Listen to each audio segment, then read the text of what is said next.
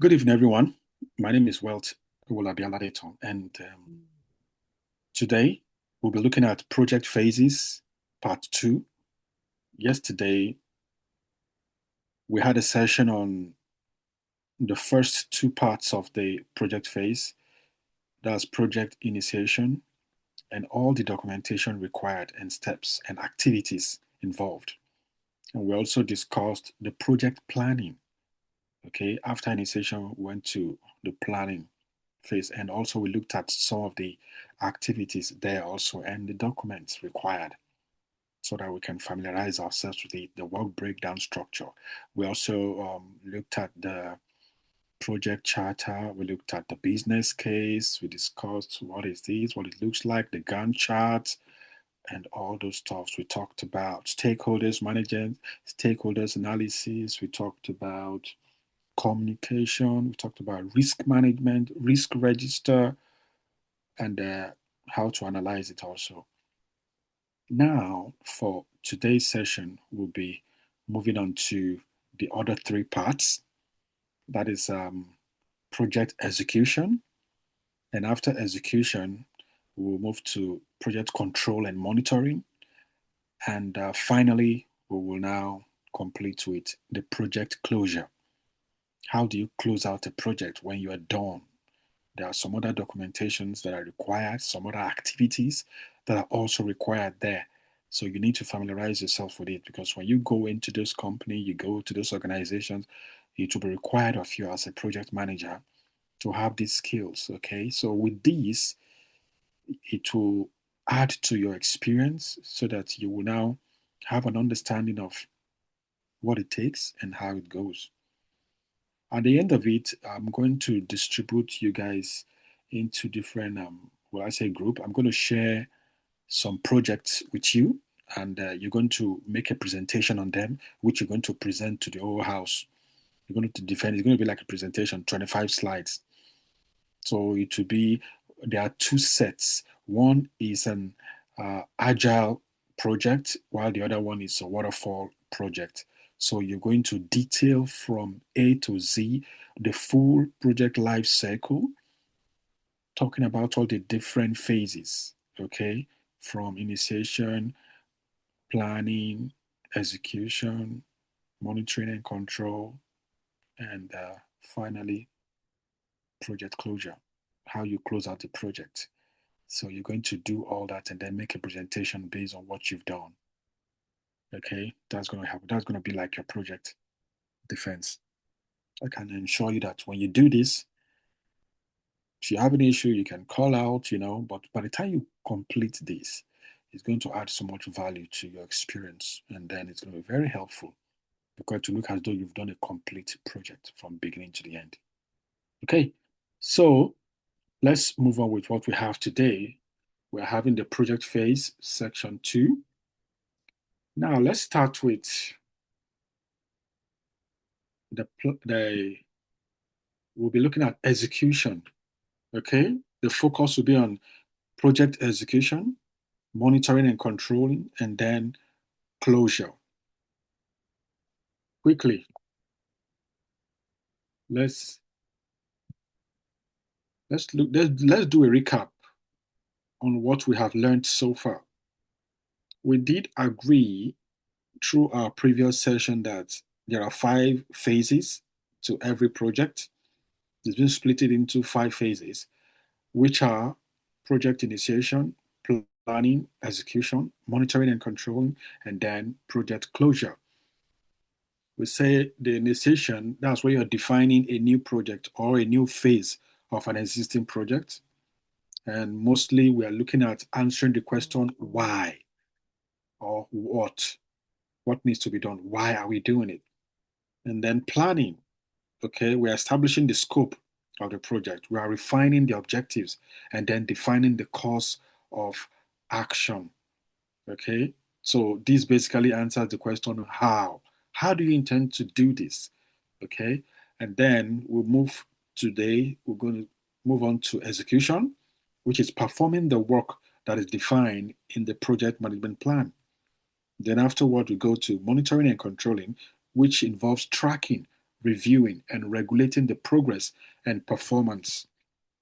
And finally, we'll look at closure, which formalizing acceptance of the product, services, or result, and then bringing the project to an orderly end. So that's what we'll be looking at in general. Okay. So today, project execution, which means turning the plans into action. You've done your project planning. Now you want to turn it into action, the doing of what you have planned. This is the largest portion of the project budget. Most of the highest part of the project budget, if you have like 100 million, during execution, you can spend like 65% of the whole budget, or if not even 70, 75. Okay, because that's what takes the chunk of the budget. So you're actually focused on coordinating people, coordinating resources, managing stakeholders, and then integrating different activities together. All those are what makes the execution unique. So it's about achieving the project objectives by performing the defined work. So the core activities here are some of the activities that you'll be looking at, that you'll be managing, that you'll be involved in during execution. You'll be able to direct and manage project work. That means performing the activities in order to achieve the project objectives. Here, you will be able to acquire resources. You need to obtain the team, the right team that will do the work, or the product that will deliver the product, design whatever it is that needs to be designed, build whatever needs to be built. You need to acquire the right equipment, the right materials, and then get the right facility to use for that to happen. And you also need to develop the team. You improve their competencies, because not all competency will be available at the beginning, or even when the project commences, you might now discover that, oh, you actually need some other stuffs. And then you need to just upskill your team. Maybe while you are working, you discover that the BA doesn't understand how to use balsamic to create, maybe mock-up or whatever it is that they want to create. That's okay. Please, let's just do a little training. 4 hours training. Someone will just run him or her through it. Or you just discover that, okay, maybe some of your team members are not very familiar with the use of Trello, the use of SharePoint, even Teams for collaboration. You can just do a quick training and upskill them. And then within this period of managing your team, you also get feedback from them. How is the project going? What exactly is happening at the moment with the task you've been handed over? And then you also try to resolve issues, because issues will be coming up. Things will start happening. Some will go wrong, some will go right. And then those need to be resolved along the way. And also, during your execution, you manage communications, because that is very vital. There will be communication going back and forth. You need to create a good communication line. You need to understand how to get the right information, and then how to distribute information like reports, okay? Update reports. How do you distribute it? To who? How? When? What needs to be communicated? So everybody gets it. All top management, they get, the team leads, they get it, even the members, they understand what is being done at every point in time, what progress level we are on, and then what needs to be done. New tasks that are coming up needs to be communicated effectively to the task owner. And then you need to assign it to the appropriate people, appropriate team members. And then you should have a way of storing those informations. Where do you store them? Do you have an Azure board? Do you store them on a Kanban board? Do you have like a wiki within your Azure DevOps? that serves as a storage point where you can, store data, put up your files, whatever it is, and then know how to retrieve them. Okay. So, and also part of your duty might even be to conduct the procurement, although there's a procurement department in most of the organizations, but you still need to liaise with them so that you be specific with what needs to be procured. This is what you want. You need to give them all the details. And then there are times where you will directly be dealing with some of those um, third party vendors where we say, okay, these are the details of what we require for this project. These are the tools required. These are the equipment required. Okay, so you might be liaising with them at that point. So these are part of the activities. Let's just continue.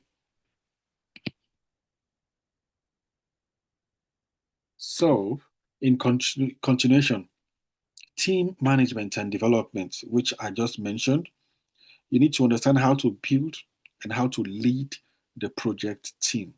Based on what the project requires, you will understand what sort of team members that you require, what sort of skills are required to actually get the project done, to get the job done. Okay, so you need to be able to liaise with the HR, okay, top management. These are the kind of people that we want. And as the task continues, if there's any deviation or there are changes that required, you will still look at that from the team, the staffs that you have. Are they able to, get this done? And at that point, you can also discuss with management if additional resources are required. So you also develop the team as you go along, increasing their skill sets, their knowledge as the project evolves so that they can deliver. And also, as you continue to manage and to train them, even in things as little as communication, so that we'll be able to, as a team, work together and be able to transfer information that are necessary for the furtherance of the project and the success thereof. Because when you have good communication, everything will go on as planned and it will be right on time, right on target. But once there's communication gap, that's where you start seeing things fall apart. And you don't want that for your project. You learn to resolve issues, resolve conflict, and also motivate your team members during execution because everybody is busy doing one or two things. So you need to be there. So, communication now that I just mentioned, understanding good communication is quite vital because when you send out when you send out an information, you need to understand that whoever receives that information understands it, is able to interpret it, is simple enough, not ambiguous, not complex, and then you get a response back. Ensure you get a response that shows that the recipient understands what's been sent. That way, you understand that yes, the communication went through, well understood, and it's been taken. And also, you will regularly communicate with not only your team, but with the stakeholders, with the management board, board of directors, through several reports. You send in your status report, your progress report from the progress meetings, stakeholders updates. You need to issue resolution discussions. Whenever there are issues, you pull up a team, discuss whatever the issue is, how will it be resolved. Those are documented and then shared with the board members, the stakeholders, so they are aware that this is the decision that has been taken as a result of this issue that came up. This is how it's been resolved. So everyone is aware. That way, all the stakeholders are informed and they are also engaged. So they are part of whatever you're doing, which is very vital.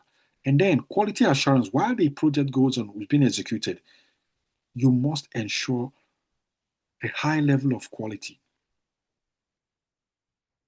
And in order for you to do this, there must be activities, okay, that has to do with quality assurance. You need to have an audit system, a process analysis, whereby what is being done is being analyzed for quality purposes. Then you need to ensure that the uh, the project aligns with organizational quality policies because there are policies on ground as regards to quality. Either you're running a waterfall project, an agile project, there are quality policies that need to be adhered to. This is how we want it done. This is the quality of product we want to present to our clients. It must have this, it must have this, so they've already given specifications. So those quality needs to be adhered to.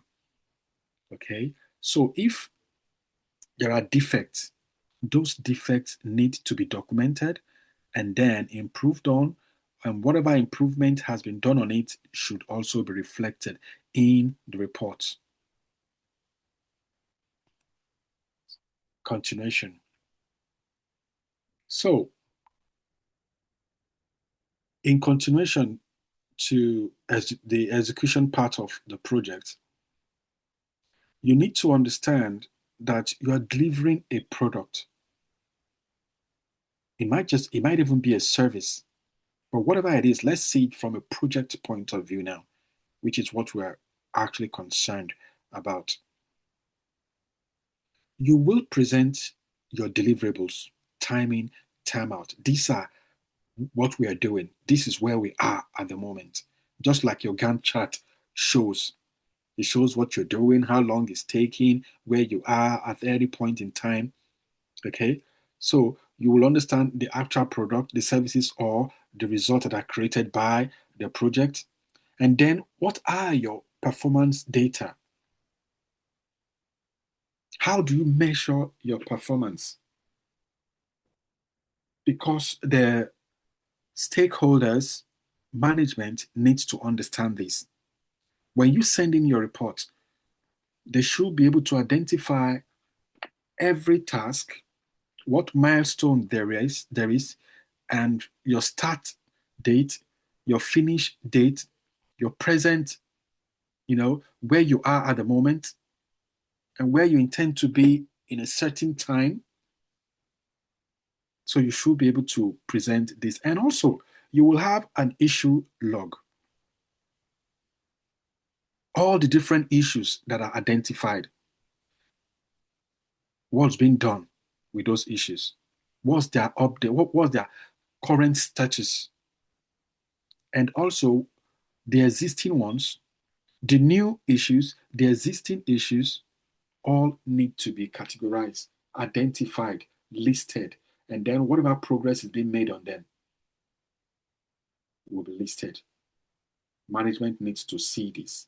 So this will be an ongoing activity as you progress with the project. And then change requests. You will understand change requests. You must be familiar with a change request. When we say change request, as the project goes on, there will be need for some changes to come. There will be need for some maybe modifications. Okay. And as a result of that, as long as the project has started, remember you had an initiation document, you had a project charter, there's also a business case, and all this documentation shows what you want to do, the risk involved, and all those stuffs. Now, if you're going to make any change to what you've already stated, you must go through a process. So that's the change request process. Okay. So in order for you to get this done, to make any modification, you need to go through this process of change. get the form out, fill it properly, state what form of changes are required, and then you will now pass it through the change approval board, and the change approval board will now review it. And after they've reviewed, they will be the one that will say they will either approve it or they disapprove it. Okay? Now, sometimes, depending on the level of change, there are different level of approval required. There are some changes that might be based on financial weight. Let's assume what you want to change within the project is going to cost the company £200. They might say within that level, all you just need to do is to discuss with your team lead, and then he will approve it. And then at times they will say once it's beyond £2,000, then it needs to go to the change approval board. And the change approval board might be the head of finance, the head of technical, the head of this. They will come together to form the board. They are the ones that will look at it and see how it affects the company's finance and the project's deliverables also and objectives. And then they can approve. So I have there's you will see one of these change approval process that I'm going to display. I'll show you one of them within the slide as we progress. Okay. I hope everyone can hear me, please. Yes, we can. Yes, we can. Yes, we can. Yeah, I love to be very sure that people are listening. Okay, so now the next, after project execution, you now move to project monitoring and controlling. Now, keep in mind that monitoring and controlling also happens during project execution. Okay, so most times they go together. So you might just see a situation whereby someone would tell you that there are just 4 stages to a project, and then they will combine monitoring and controlling with execution because they go together. So this phase runs concurrently with the execution phase. Because while you are executing the project, that's when you monitor what's happening. As the team members are working, you are relating the progress of the team, the progress of an individual. For instance, if I'm handling an IT project and we're developing a mobile app, I can monitor the progress of the developers. I can monitor the progress of the testers. I want to know how many test cases they're able to write within a sprint. I want to know how many bugs the QAs are able to raise, how many of those bugs return back to the developers and they're able to resolve. I want to know how many user stories the BAs are able to write. I want to understand how long it takes for the refinement process to be done with the product owner. So all these are datas and then reports that I need to bring together and monitor. So I will be able to tell within a sprint what progress we've made as against another sprint. Assuming sprint 1, the testers are able to raise 12 bugs, defects, and within those 12, we're able to resolve 11. And then sprint 2, I now discover that the testers now raised 22 bugs. If that goes into my report, definitely something is happening. Something is not right. So this report gives you a clue to now start looking at where we're having lapses. In such a case, I will go back to the testers and say, what exactly is happening? How come you are now raising so many bugs? Something is wrong. And then I will go to the developers. Why is it that most of the codes that you've written are filled with bugs? Then I will get to the root of it from the developers. And then from the developers, I will now move to the BAs that wrote the user stories. Is it that there's something wrong with the user stories? Is it that the developer don't understand these user stories that is making them to write them in such a way that creates so much bugs? So you see how investigation goes just from monitoring data and progress reports.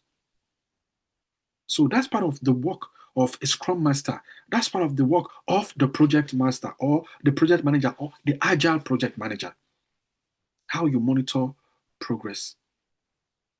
So the goal is to identify any deviation from the plan, and then you take corrective or preventive actions, like I just mentioned.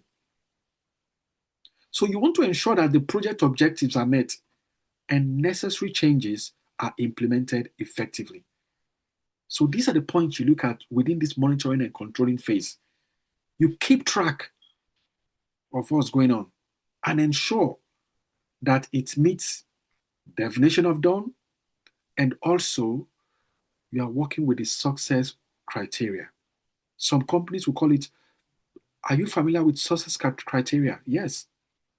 Because when you have a project, you will have the success criteria for the project. What success looks like.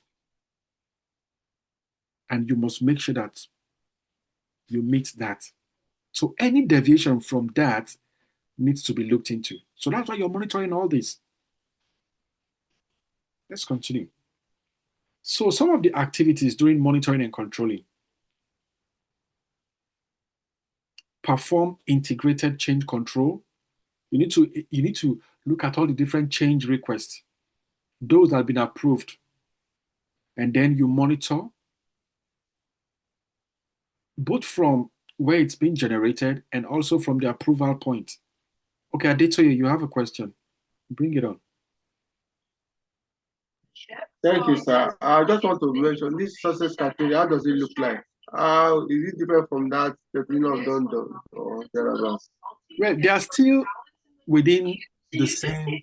Yeah, they are. Yeah, you can say it's like the same thing, just different projects, different organizations. They call it different names. Like your definition of done now will be something you will be familiar with if you are on an agile project and you're looking at the scrum, you're looking at your sprint. Yes, you can say, okay, does this conform with your definition of done? But if you're on a waterfall project, you will not hear what they won't mention definition of done. They can talk of success criteria. Okay, or they will say success baseline. So, what they are just telling you, this is how we want the thing to be done. This is a true definition of excellence, okay, when it comes to whatever needs to be done. So, sorry, can you just give us a sample statement of this success criteria? Okay, let's say you have a project like okay, let's say we are developing a platform.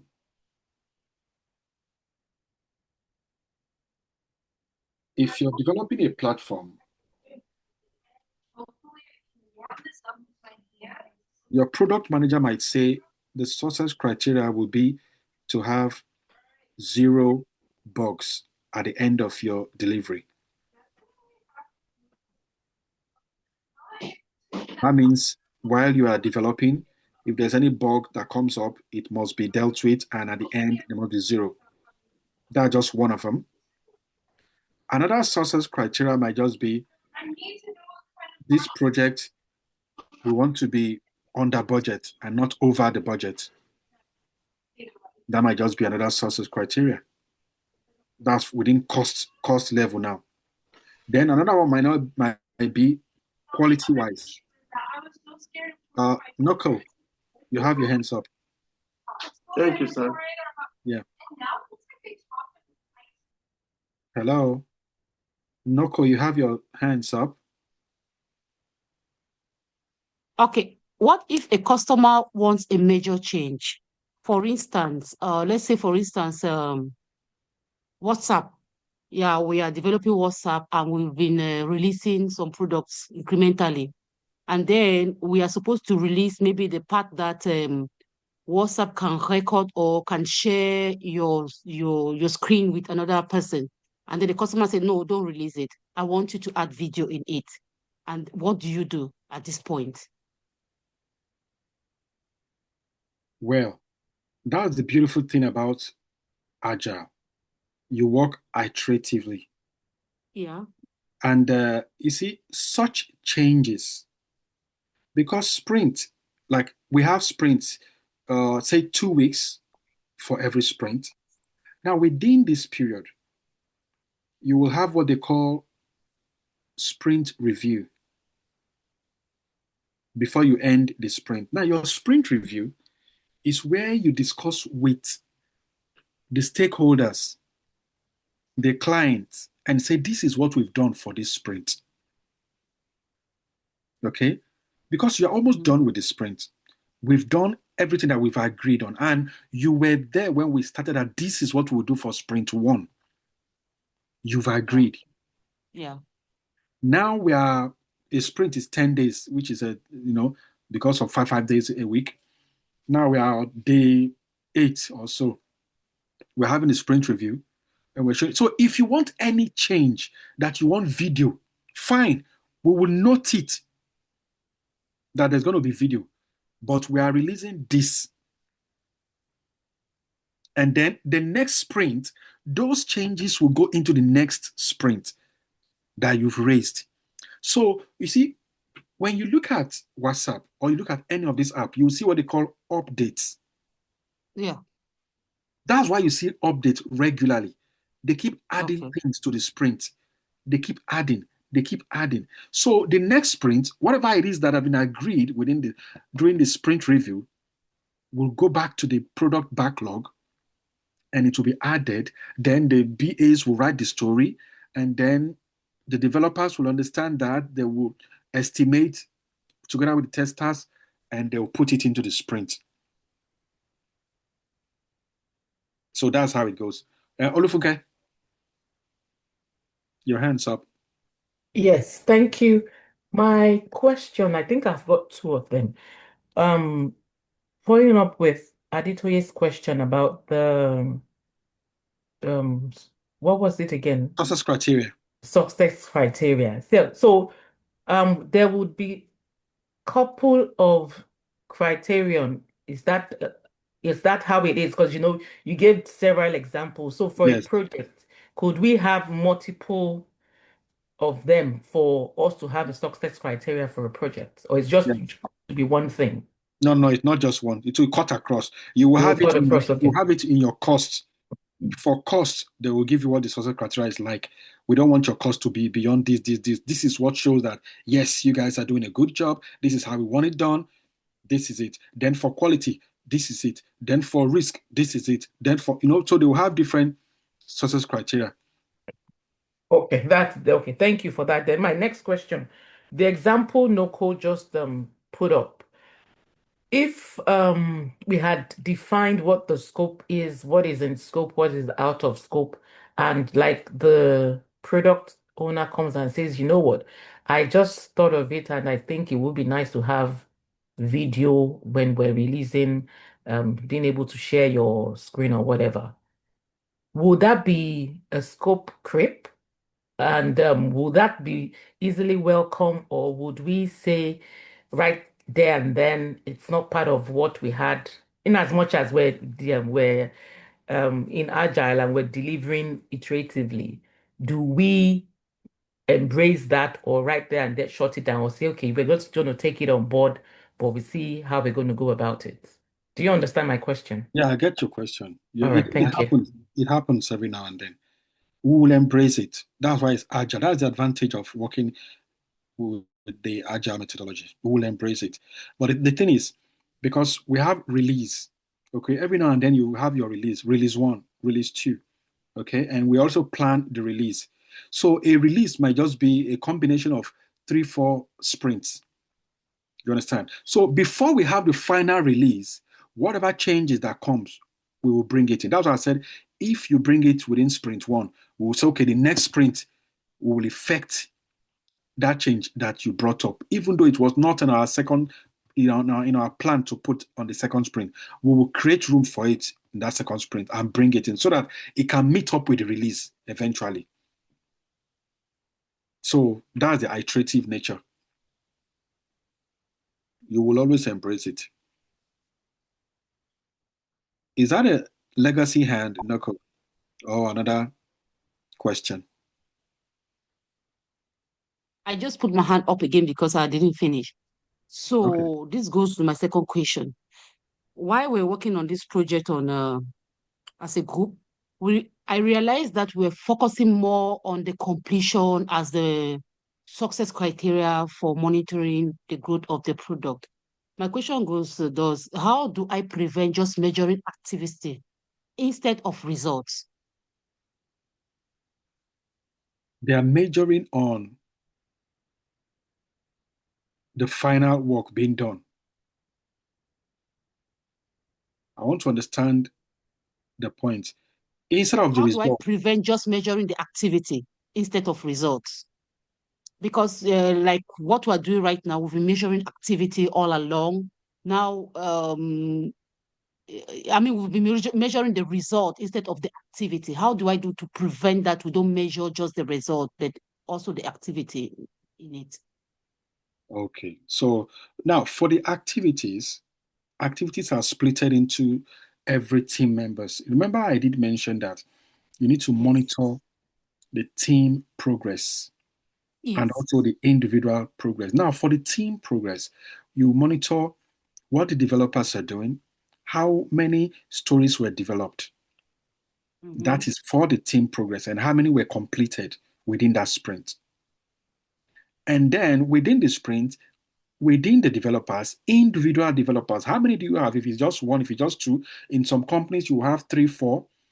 You can now look at how many stories were given to each developer and were they able to complete it. Now you are going deeper into individual progress to now know, because at times you will see some of them will be struggling in one way or the other. You can now go in and say, oh, how come last sprint you were able to do 3 stories at this estimates each total user story points that you were able to code Okay. were 30. But this sprint now you are doing 20 and you are struggling with it. What is the issue? You can, talk on that. Then for the testers also, how many codes were they able to, how many test cases were they able to write?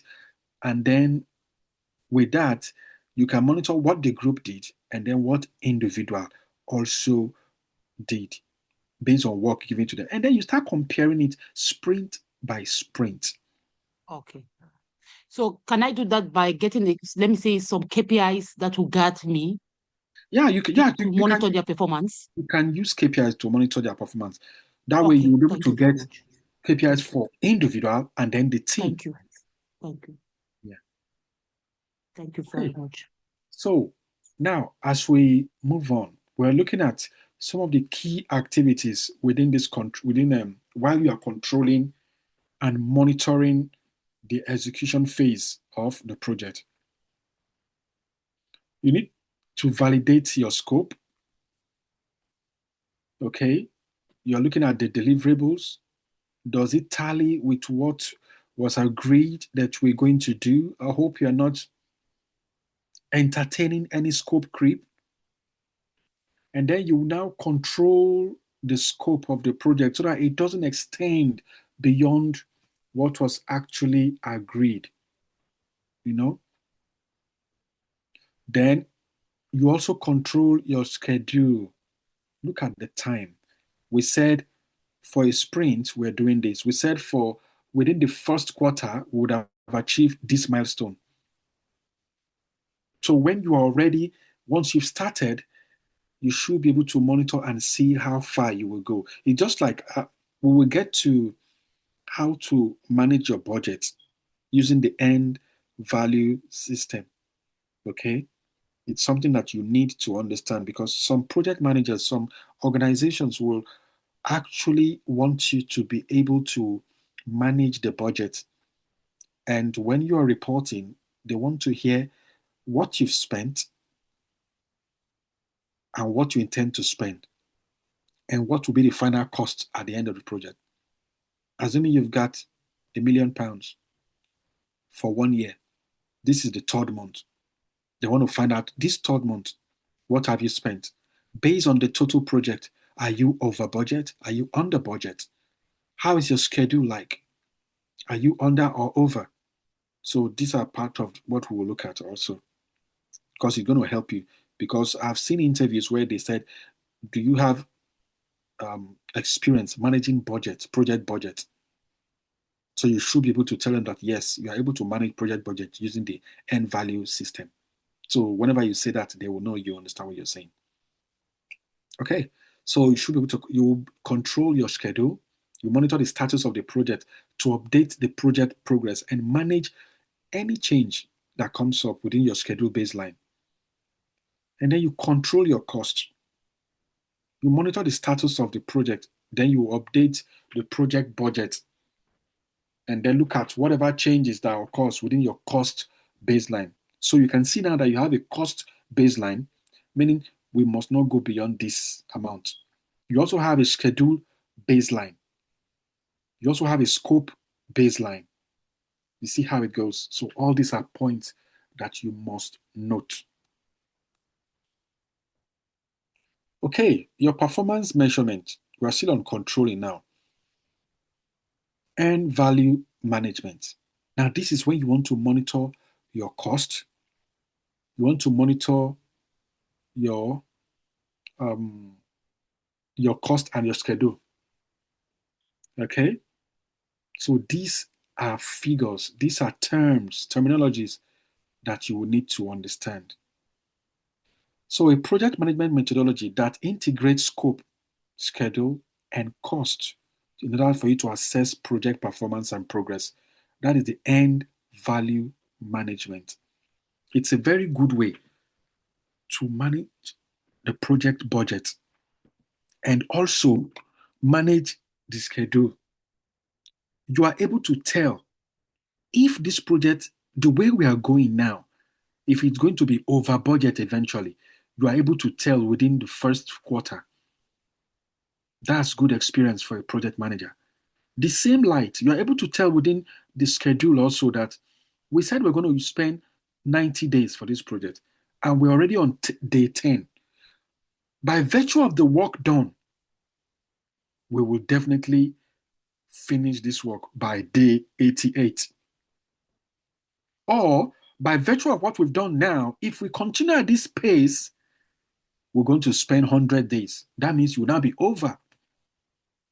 So these are terms that you will use to monitor and to calculate what the cost is, what the schedule will be like, and then to monitor your schedule performance and then your cost performance. So there are some terms that you will need to understand here. We have the planned value, earned value, actual cost. The same way we have the schedule variance, cost variance, and then the schedule performance index. Very important. So your planned value, that's the authorized budget assigned to the schedule work. The company gave you a budget, spend £1 million. At any point in time, your end value is what you have spent, the value of the work performed. The value of that work. And then your actual cost, that's the total cost you've incurred for the work that you now performed. Yes, Olufunke? Your hands up. Yeah, quick question, please. Under the key matrix, let's say you said the planned value is 1 million, yeah? And Yes. as at the second month, let's say the project is for like 6 months, the end value at the second month, let's say we've spent about £270,000. So will that 270,000 be the end value? Is that what you're saying? Well, Or how would do you that would calculate? be the total Because you cost. said as at the That would work be the done. total cost incurred for the work performed. That's the actual cost. That is what you've actually spent. Spent. But Okay, so what is the end So the value? end value will be based on the value of the work performed. How are we able to quantify the work performed? Because now, like, let's go back to the WhatsApp.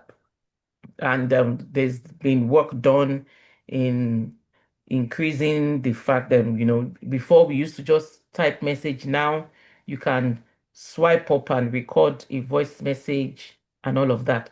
How are they able to quantify that in value terms to say it's end value of the work done?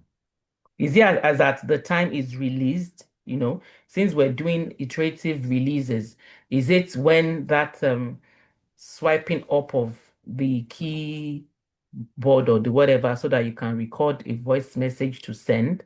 Or is it when when you call someone, the person doesn't pick up, whatever comes to say record immediately, record message, all those little things.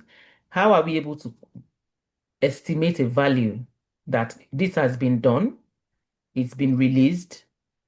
So is it at the point of the work being released that we're estimating the value that has been earned? Just trying to understand how to calculate all of that. Yeah. Costing in Agile. I'll quickly run through an example. Let's say we're the one responsible for WhatsApp. And then we've decided that we've given the WhatsApp company and say, oh, you're giving us this job. This, as a project manager, I will state the resources required to get the job done. Oh, I need one BA, one product owner, one Scrum Master, 3 developers, 3 testers, 3 product architects. I make all my list. And then I'll tell you my Scrum Master, £500 per day, my BA, £450 per day, testers, 380. I just make a list of the costs per day for each and every one of them. And then in order for me, I'll now look at, based on the requirement that they brought, how long it's going to take us to complete the work. So we're going to discuss with the product owner, the sponsor, all the requirements will be detailed. We'll put everything into the product backlog. And then we will put everything into the product backlog. We will now estimate each and every one of them to determine the story points that they carry, what estimate. So it depends on the way we want to cost it. There are some companies that will cost every work based on the number of story points and say for a particular story point, for a story point of 50, we charge £5,000. Or some persons will just split it into t-shirt size and say this particular user story, when we estimate it, I think it's medium, some large, and some stories will be small. So for our large user stories, we charge £25,000. For our medium user story, we charge £15,000. For small user story, we charge £5,000. Now, based on all these charges, we'll look at the user stories that we have in our backlog and now say, oh, everything amounts to £265,000. That's what it will take based on what you're giving us. This is what it is, and this will be the cost. And based on all the different user stories, we've splitted everything. And looking at our capacity, this is the split. We'll now put a product roadmap to now show how long it's going to take, how many sprints are we able to complete all these different user stories. Maybe per sprint, we can do, let's say, 30 user stories, 30 story points. And then the total that we have in our backlog is about 650. So you divide that 650 by 30, the number of sprints that we're going to use, that we're going to stay. So with that, we can charge them based on that. So now we know the total. And then when we now bring this total of all the different user story points, we also charge for materials, like we're going to use computer, internet, blah, blah, blah, and all those stuffs, miscellaneous and everything. We'll put some percentage on miscellaneous. And then eventually we now came up with £450,000. That is what it's going to take. And then number of sprints, let's say 40 sprints. It's going to take, let's say, 9 months. the whole project from what we've looked at. Now, within that 9 months, we'll now split the £430,000. So within the first 2 sprints, which is 1 month, we'll look at what we've done. What is the value, end value? What is the actual cost? The actual cost, we cost all the different personnel that we use, how many days? We'll look at all the equipment and everything, what the charges are. Then look at the difference from the total budget. That gives us an idea. The total budget is 480,000. Now, sprint 1 and 2, we've already spent, let's say, £65,000. So we know what the difference is.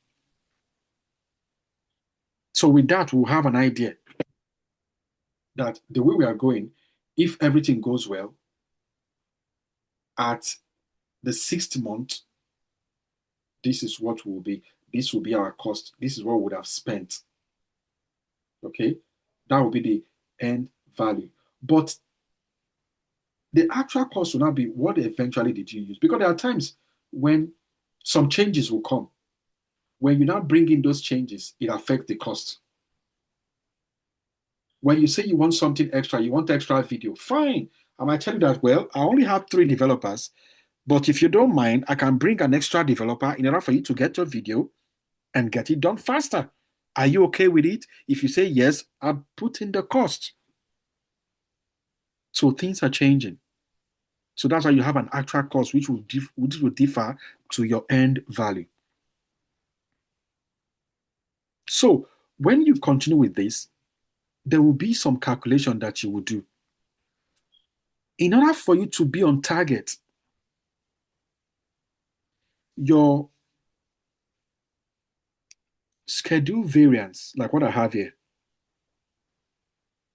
which is your end value minus your end value, you take that away from your planned value, whatever the difference is. If it is greater than 0, if your schedule variance is greater than 0, it means that you are on schedule. If your cost variance is greater than 0, it means you are under budget. If it is less than 0, you are over budget, which is not good. So all you need to do is to find out what these figures are. Subtract, divide, whatever it is, whatever you get, you know. At every point in time, you just need to get what your end value is, what your planned value is. When you subtract them, if it's greater than 0, that's good. 1.2, 1.3, that's good. But if it's 0.8, less than 0, no. That means you are under. You're not doing well. You need to do something to get back on track. So this is how you manage your cost. So when you are before management, you are able to tell them that, oh, I'm very sorry. Our planned, our schedule variance at the moment is actually 0.8, which is actually not good, but we are working on it. We are doing this and this and this to bring it back to greater than 0, to bring it back to 1.1 or 1.2. It shows that you know what you're doing. Noko, you still have a question? Yes, it's based on this, although the question is same, but it's in the opposite direction because I was already on this on my own, but on that calculating the technical depth. So I realized that I was doing the remediation costs divided by the developmental costs, which was I was measuring in the hours and the story points using the Fibonacci sequence. Why Fibonacci? Yeah. Because we've been calculating the estimation by Fibonacci sequence, and most of the tickets has been on 3. So I look at 3 as being medium since we're calculating it from 0 to 5. So my point here is you said not less than 0, but me, I was looking at it at under 5 to 10%, right? But now, for me, I was not looking at the total cost of the project. I was looking at what is costing the organization by us not able to perform well, and we are always having technical debt, which makes the developers have to go back to so many stories. And I was looking at the hours that they spend on it, and to show to my team that, look, this is what was given to us, and we are working based on our salaries or what we are earning, that we are working, that is, the budget is becoming over for the company. I don't know if I was doing it the right way. Well, as long as you don't have what your total budget is, you may not be working with the right figures. Okay, so because for you to give the correct figure, you need to understand what was the agreed budget. Yeah. Okay, what was the planned value? So if you don't have that, fine, you can still work with estimate, which is okay, knowing fully well that assumptions. Yes, you can work with assumptions. It helps you, at least it aligns, whatever you are doing, to know that, okay, you will be able to tell if you're making progress or not by just looking at those figures, which is good. But this shows you what the right thing to do, you understand? So once you know the right thing to do, you know what sort of figures you can get and where to get those figures from. So Yeah. that'll be very helpful. Thank you very much. You're welcome. Adetoye. Listening to your analysis on this plan value, end value, and actual cost, who determines the budget for every project? Management will determine what the budget is like. Okay? They will give you the project and they will give you the budget. But who's going to defend it? This is the budget that they want to work with. And then there are times where you will need to go work out some details, get back to them for them to formulate the budget. Mm-hmm. And then there are also some cases where you will bring the budget. Like there was an interview I did with which one of the banks now? Is it HSBC or what's the name of this bank? Where I was asked to generate the budget for a particular project, all the team that will be used, detail everyone there, what is the cost and everything. So in that case, I can tell you, like WhatsApp gave us the job, like the example that we're using, and then we've looked at the total stories in the backlog. We've quantified the story point, and then I can now come up with the number of resources required for that, put a cost to it. So once I know the number of story points, the number of sprints, we will get the number of sprint based from that, because we already know the resources we're going to use, and then those resources will tell how many story points they can deal with within a sprint. So we know what capacity we're working with. If we know that, then we'll be able to tell how many sprints the whole work will take if no change comes. So once we know all that, then we can now put a budget forward that this is the amount it's going to cost. So office management on their own will now add the miscellaneous, and also they will now add the equipment. Oh, we are renting office, we're paying for internet, we're paying for that, this and that. Oh, we need to get this app, we need to pay Teams, we need to pay Trello, we need to pay for license for Microsoft, blah, blah, blah. All those will be added because we have to make profit. So when they add that, we now have the final budget. And then finance team will now look at it, the finance manager, everybody will now sign up and say, okay, this is the budget for this project. That cannot be passed on to the client. Yes, Funke?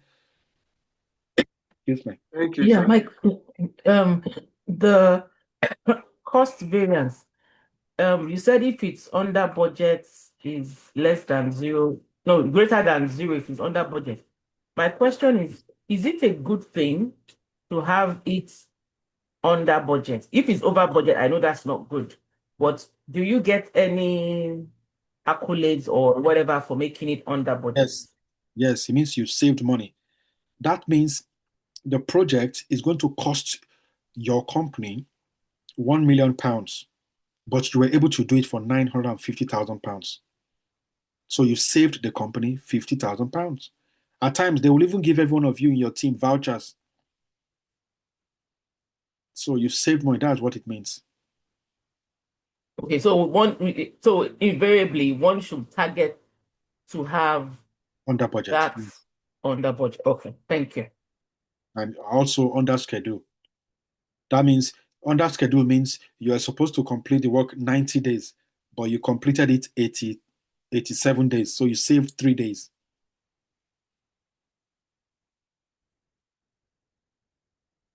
So that's it. Any? Yeah, for that, you said for the schedule variance as well. Now, I love to over-deliver. So when I'm giving you estimation and all of that, I knew it would take me like 2 days, but I'll tell you 5. Is that something that is good and practicable in the real world, Because you know that at the end of the day, you would over-deliver, and in that sense, you are delivering way before the time you've given the organization. Yes, people What do do you it. do in Of that course, you don't want instance? to. That's what they call giving realistic timeline. Your timeline needs to be realistic. Don't over squeeze it, okay? So that you don't put the team into unnecessary pressure. So it's something that you agree with the team. You need to understand their capacity, their speed of delivery, based on their experience level, based on their skill sets. Those are the things that would determine how fast they are able to deliver. Now, when you have this, you can now say, okay, delivery timeline will be this. Fine, you can add some miscellaneous to it to now push it for instead of 2 days, you now say, oh, it's 3.5 days. But eventually, by the time you complete that, during your next sprint and your upper sprint, you now have a baseline. You will understand what your velocity is like because now you have history matching. You now have past records to show. Meaning, last sprint, you were able to finish fourth.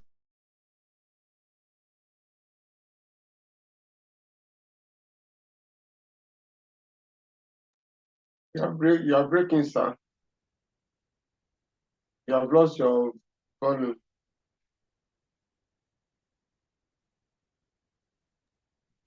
Yes.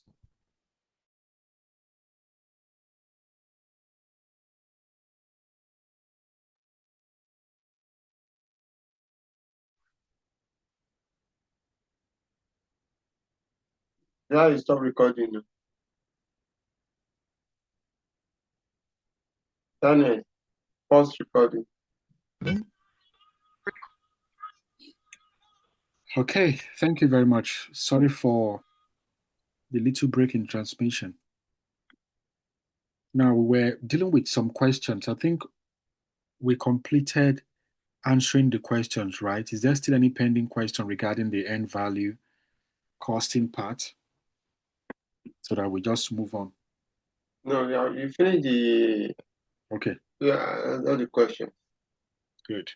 So just a diagram to show how that works.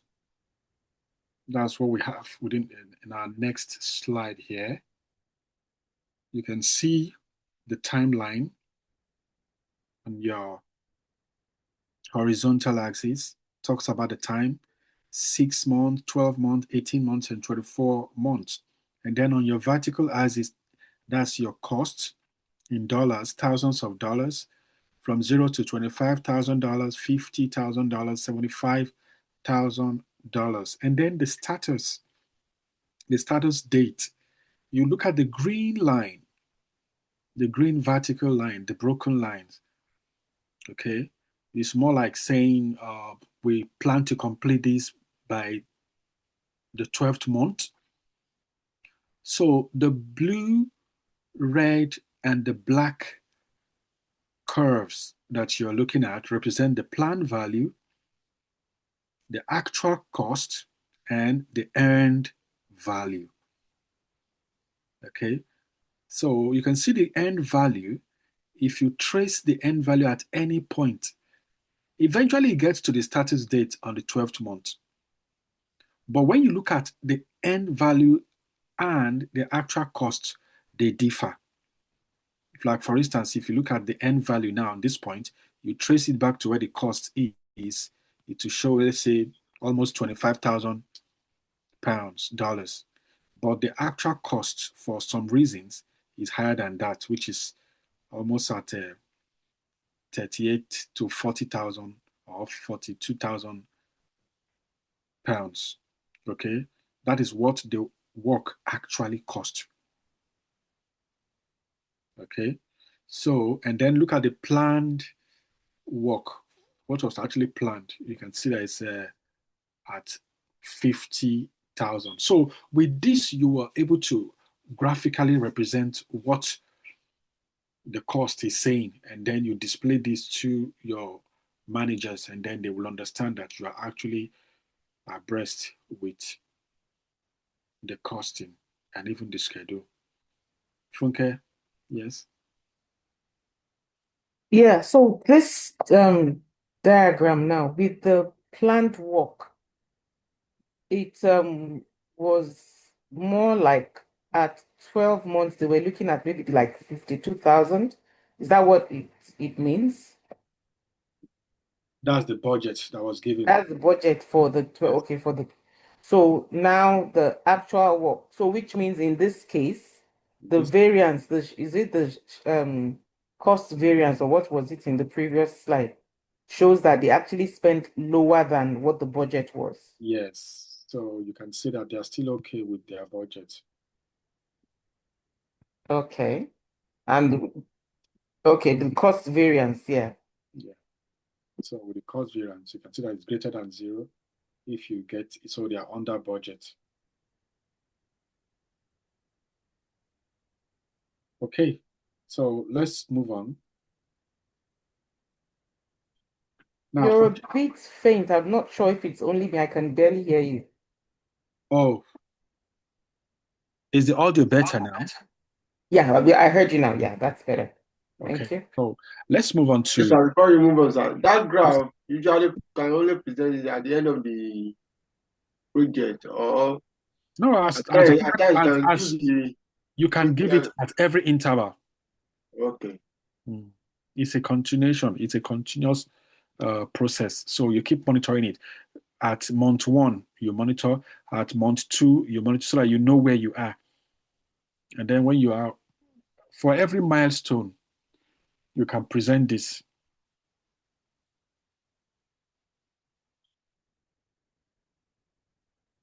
Okay, now let's look at change management. Okay, change management, which is very important because as you progress with your project delivery, you should be able to manage change and then the appropriate documentation required to manage those change. The process, change management process. So this is the process of reviewing all change requests, approving changes, and managing changes to deliverables, organizational process assets, and project management plan. Whatever the change may be, you should be able to understand the process and how to manage it through. So there's a change control board. Some people, like my company, would say they call them CAB, CAB, Change Approval Board. But here now they're writing, say, Change Control Board. So like I mentioned initially, it's just a board of, top management team that come together to approve any changes. So they might just bring the head of finance together, the head of security, the head of infrastructure, the head of technical. So all those will be the top guys. And then they will come, they will look at it, see if it's feasible, how does it affect the company, how does it affect our finance, our deliverables, objectives, does it align and everything. So then they will now approve it.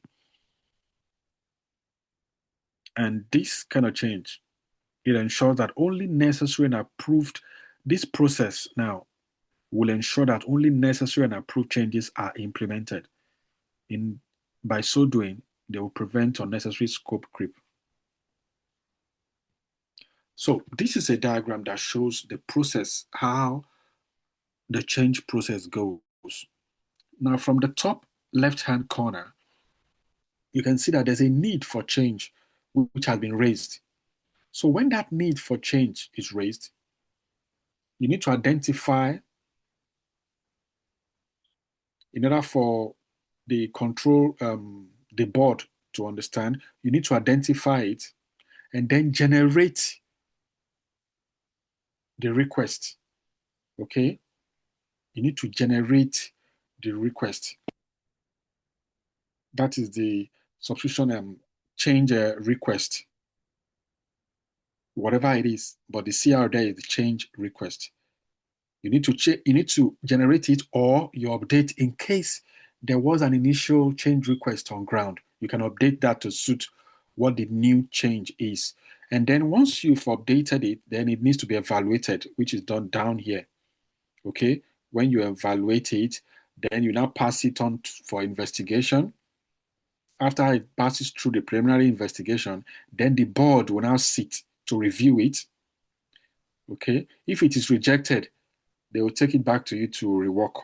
You now need to rework and then send it back.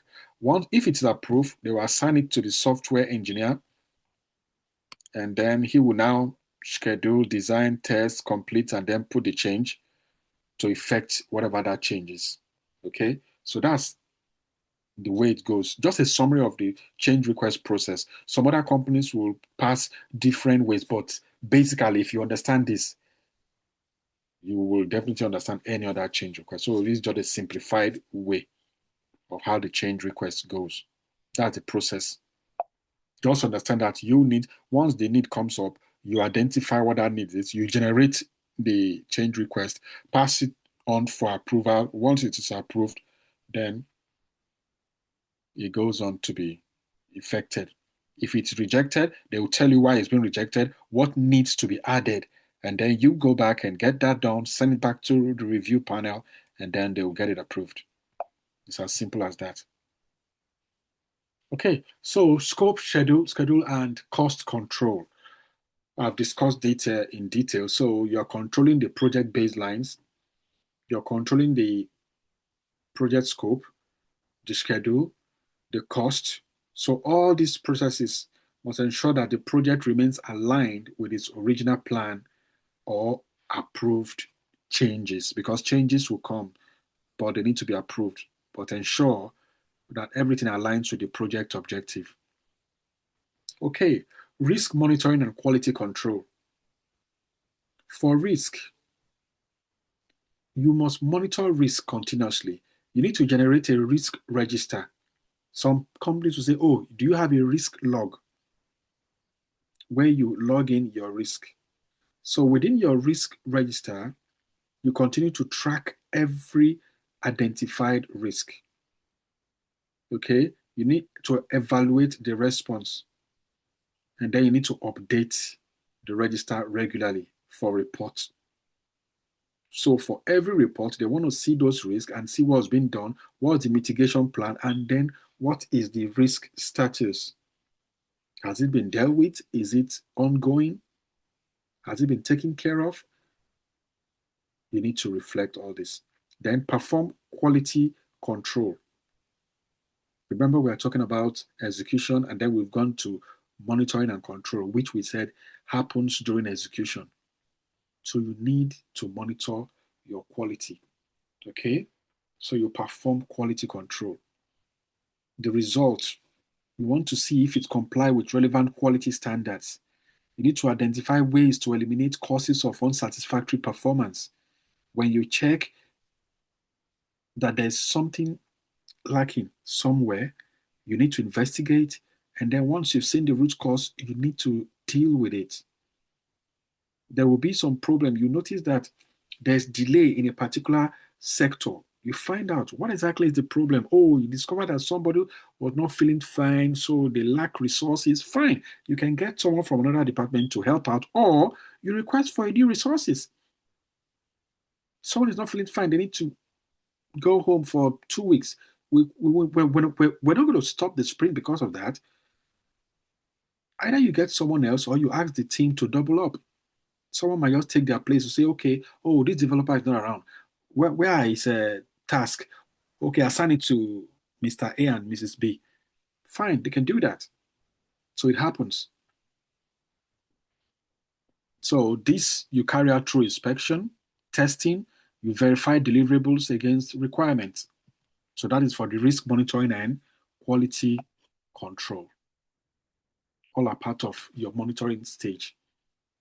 Then what are the key stuff that you're looking for here? What are the key features? Work performance information. analyze and integrated work performance data. You need to analyze the status report. You need to look at the project or product forecast, what we intend to achieve. How does that relate to what you have now? Okay, does it correlate? Are you online? Then you look at the change log, all the different change requests. What are their status? Have they been effected? These are also part of reports. Then the forecast, updated estimates for schedule and cost at completion. Validated deliverables. Okay, you need to confirm if they are correct by the quality control process. Is it okay? Does it meet the standard? And then the project management plan updates. Any baseline that has been adjusted, any change that's been approved, all needs to enter into the update plan. So because you already have a project management plan from the beginning. So if you change anything along the way, make sure that you reflect that within that document also. You need to take it back to show that, oh, these are changes that were made during the course of this project. We initially decided we're going to do this, but eventually this was added because of this and this. Simple. So let's move on. Finally, the last phase, which is the project closure. Now you're done with the project. You've ended whatever it is that you need to deliver. There's a process, there's a formal process you need to go through now. Like one of the projects that I completed, few days to completion, I had to send out a request to all the team members so that we'll now have our AAR, after action review. After action review, that means we'll all come together. It's like a retro. What went well? What do we need to do better? Okay, what didn't go well? What are recommendations? So we did our AAR, and then everybody stated, oh, this was done. Oh, we could have done this better. This would have reduced some time, some cost, and then all these are documented. And then I had what I call the lessons learned report. I also put that document down, lessons learned. What are the lessons we've learned? We learned that if we had done this, this would have done this. We noticed that, oh, while we're actually developing this API was not ready. And because of that, we had to go to a third party. And then the third party told us they don't have it yet. They had to import it. If we had known, we would have gotten a backup. All these are lessons learned. Yes, Funke, your hands are up. Yes, for the project closure, I think I have a few questions. Will this be before the delivery or after? That's my first question. Then when you're saying that they were looking at what went well, what we could have done better and all that, would the retro over time be something to fall back on? Because if we're doing a project for like 30 weeks, there's no way anyone will remember everything that has happened in between the 30 weeks, except we're being advised just document it or something. So how do we have all that experiences together to now put in this project closure at the end of the day? Or is it the Scrum Master or the Agile project manager that will go back into all the retro that has been done over time to pull that information and add it into this place? Yeah, that's one way to look at it. If it's the sprint, you're working on Scrum sprint, fine, you can go back to the retro and then bring out all the lessons learned and action points from there. And in addition to that, ask all the individual team, whatever it is that they've documented or kept, to also reflect it. That's another part. And then for projects that are not Scrum based, where you don't do retro, over the time within your reports, you would have kept all these different reports of what happened and what was done. So it's just more of going into your risk log, issue log. Okay, this was what happened, and this was what we did. Could have been better. And then again, each member would definitely have their own report, and then you just retrieve all that. Like what I did, I just sent email to everybody. Yeah, I just created an online form please put in your lessons learned and action review. And then everybody just started populating it. So that helped. Adetoye, your question. Thank you, sir.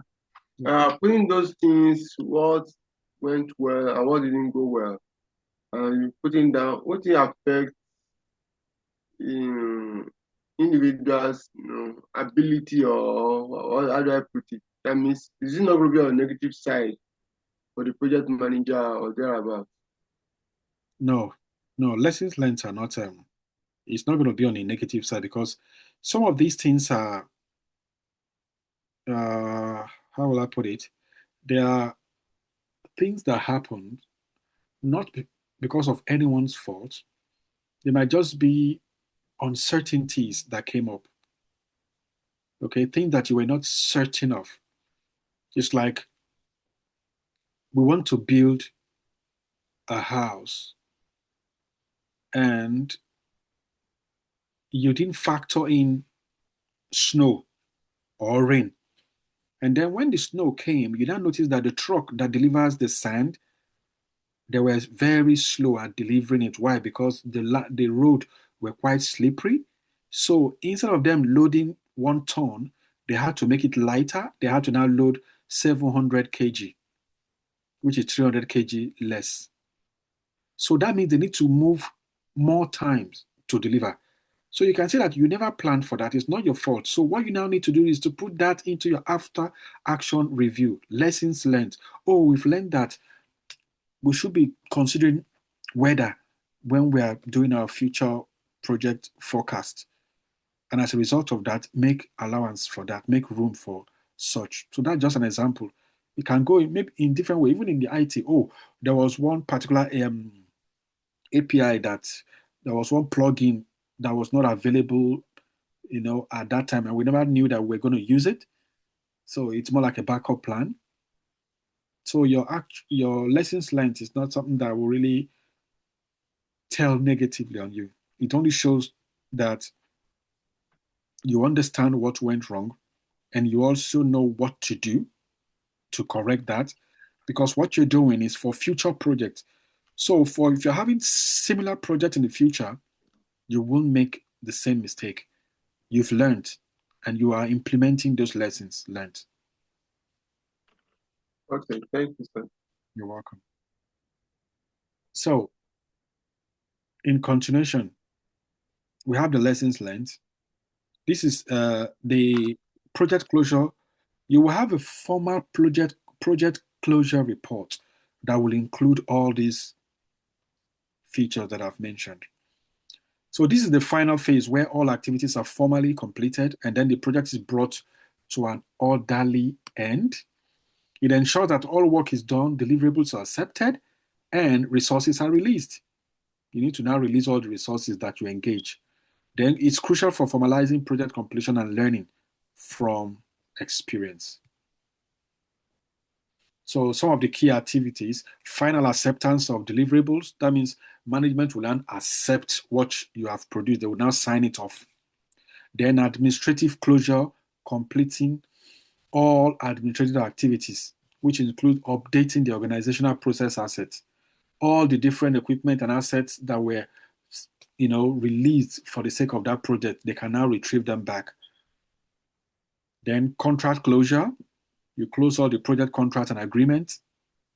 Then final performance reporting, which will be sent to management, lessons learned, and then you now release the resources, release the team resources, all the resources. So Scrum Master, BA, every one of you, you can now move in with your daily life or move to another project. You can now release them. Okay. So we've already mentioned that the process of completing and setting each contract, including the resolution of any open items, also involves verifying that all work has been completed according to the contract, and then all payments have been made. So it's a formal notification of contract completion to all parties, and it also ensures all legal and financial obligations are met. These are all part of your project closure report. Lessons learned and knowledge transfer. So you now need to capture the lessons learned and also knowledge for future success. Based on what you've learned, there will now be a knowledge transfer report that this app works this way. So it is good to do it this way in order for this not to happen. So whoever is looking at that report would have gained one sort of knowledge or the other. So this report identifies what went well, what would have been done better, and what new knowledge was gained. The lessons learned register or repository, that will be a central place where you store this knowledge for future projects. In the case of Azure DevOps, you can even put it in your wiki. So it also facilitates continuous organizational learning and improvement. So it's a bank where you just go to, you can tell all what was done within that project, what were the issues they had and how it was resolved. So it will help you for future projects. Now time for question and answer. So the full project life cycle, the execution, you start from the initiation, planning, execution, monitoring and control, and closure. So each of these phases, they are interconnected and vital for successful project delivery from the concept to completion. So you can see how the whole project phase goes. So for any project, you can actually complete this. So I'm going to give you guys a set of projects. You will look at it, and then you're going to develop the whole life cycle from initiation to closure. Put everything in 25 slides. That should be okay. I don't want to we don't have to go to too many slides. Let me just show you an example of what we're looking at. Let's say, okay, let's say this. So I have about 8 different projects, and I've assigned, you'll see your name there. I will just send it across.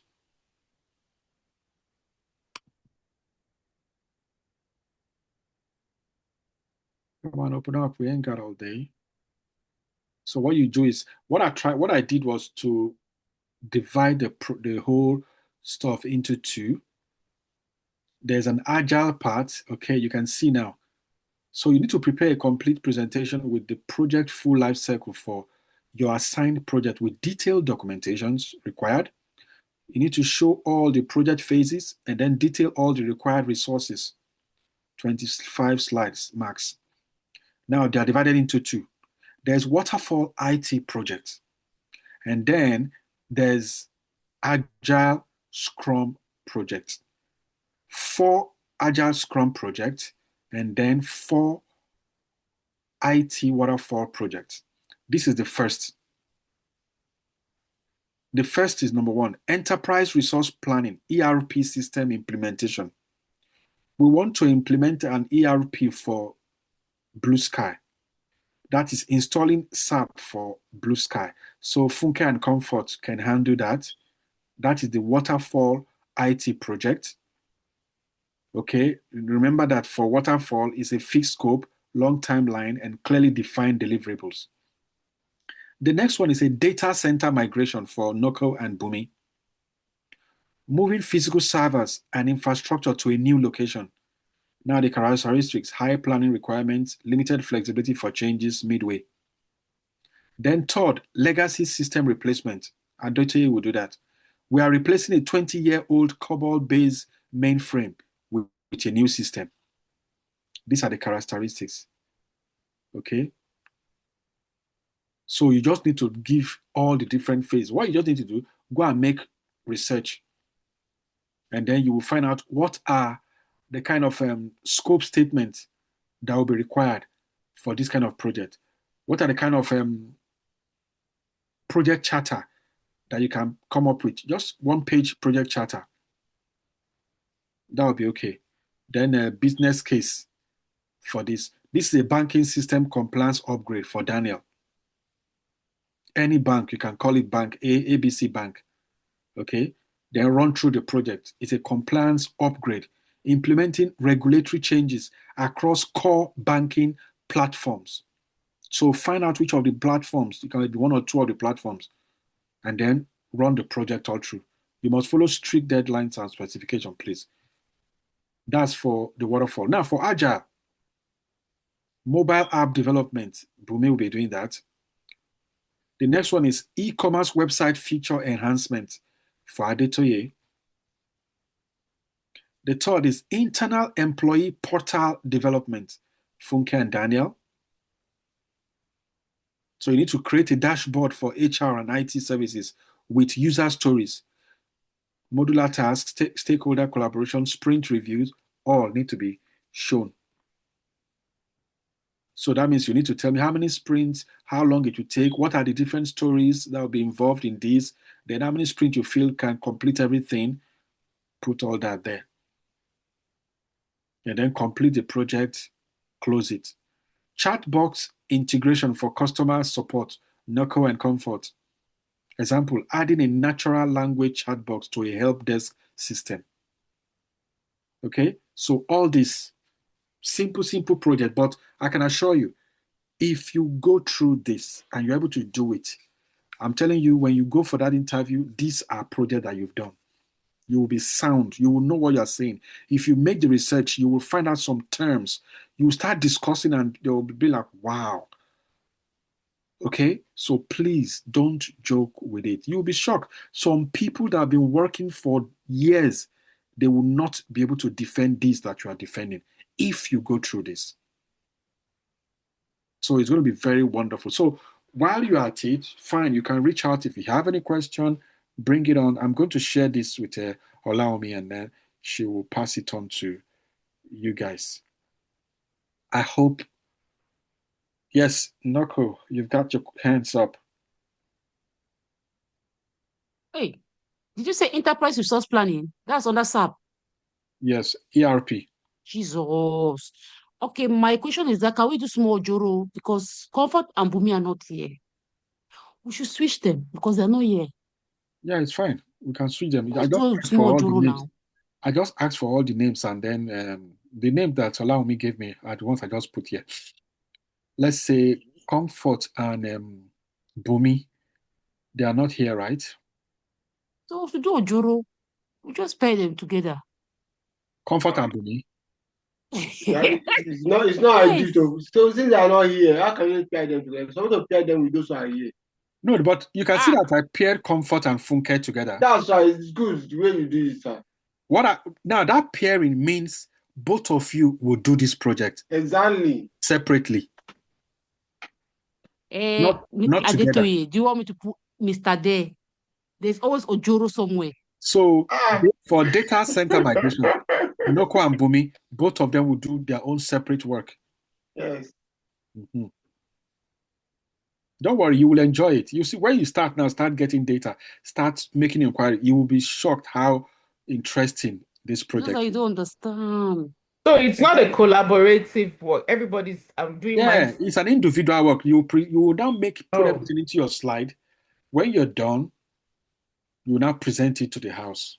Don't worry, Oga Deji will give you guys a date where you come and explain, tell us what your project is like, how far you've gone, what your cost. You can even put costs to it and everything, and how you're able to manage the cost at 6th month. This was where you were, and eventually at the end, this is how you just justify your cost. Yeah, but we have just about 4 more days to go. 2 days is enough for you to finish this. There's no big deal. You have AI everywhere now, so it will just Two days help cannot you. do so. You say what? I said 2 days cannot do this. There's a lot. I know there's a lot, but just do what not you even can. on BlueSky alone. There, so many things. I've just got do whatever deadlines you as can. well that Just I've do got. whatever you can, because it's going to be very helpful. It's not just for today. It will definitely. It's not just for your defense eventually. It's about your own experience. Because this might just be what you will remember when you go for that interview. And then they will ask you, because I've gone for an interview where they say, okay, tell us an example of a project you did with waterfall. And also another example of another project you did using Scrum, Agile. They want to, because they want someone with both experiences. They don't want you to be one-sided. And you just start telling them what you did. Oh, it's not what the team did. What did you do? So this is an opportunity for you to do something now. Okay, so I'll send it over. Let's see. So I think that is it for the project phases. And any other question before we call it a day? It's been wonderful. Thanks to you guys. Okay, I wish there's more time, because there's quite a number of stuff we would have still gone through, but this is just wonderful. So because of your time, you just try as much as you can to get it How done. can we get you on Telegram? Yes, you can get me on Telegram. You can get me on the where else again? Yeah, on Telegram. Yeah. Are you on the Summit Telegram, sir? I'm on the Telegram. That's where allow me communicate with me mostly. This Summit. No, I'm not on the Summit now. He can't be in Summit now. He'll probably be on the general. Yes, I'm on the general platform. General one, okay. That was the one Deji shared last week. Yeah. But there's no way you can get link now. Only the admin that get links to that place. I tried. I saw that. No. Adetoye, did you click on that link to join the general group? Yes, I've joined, but I tried to see how many people are there. There are almost 1,000 people are there, but there's no way. And now just search for the name. You don't have to go through the. Just search and put the name there. Yeah. Okay. Daniel's hands up. Thank you very much. Can you hear me, please? You're welcome. Yes. All right. Thank you, Mr. World. Okay, so thank you guys. Yeah. Appreciate. So Thank you, Wealth. I'll hear from you guys. That's why I'm speaking, please. Is that what? I have a question. That's why I'm speaking. I thought, bring it on, please. All right, thank you very much. This project, right? Do they have? I noticed there are some information that one would need. Number one, the deadline for the project. I'm not talking about the 2 days. I'm talking about the assumption, because we're assuming it's a real life project. Yes. So do you think, I think maybe we might need some more information, whereby you can probably act as the client or the program leader who is giving us the project mandate, for the project. So we don't know if it's a 6 months project, because if we are preparing slides for the project, there are some indices. For instance, I want to know, my question goes like this: do you want us to assume costs and deadlines, or you're going to give us costs and deadlines? That's my question. You have to use assumptions. Just state what your assumptions are. Okay. So we can assume costs. That'll be helpful. Lines. We can assume number of workers. We can assume vendors. Just make inquiries for an ERP project. What are the kind of resources required? You will see examples. Then you can now put a cost to everyone. For a migration project, for website development, what are the kind of resources required? So all this, what sort of project charter? So lessons learned. You will see different past lessons learned for different types. It's just for you to collate all these things, and then as you are relating with them, it helps you to bring home this experience. So thank you so much. So that means, like, for instance, my second slide could be for assumptions, right? So that at least I can carry everyone along who is. Okay, you can make one slide for assumption. Assumption is based on project budget of this, resources used, blah, blah, blah, this timeline and all that. Okay, thank you very much. Thank you. You're welcome. So, you're welcome. You can stop recording. Thanks to every one of you. I appreciate your time. Do have a wonderful, wonderful week.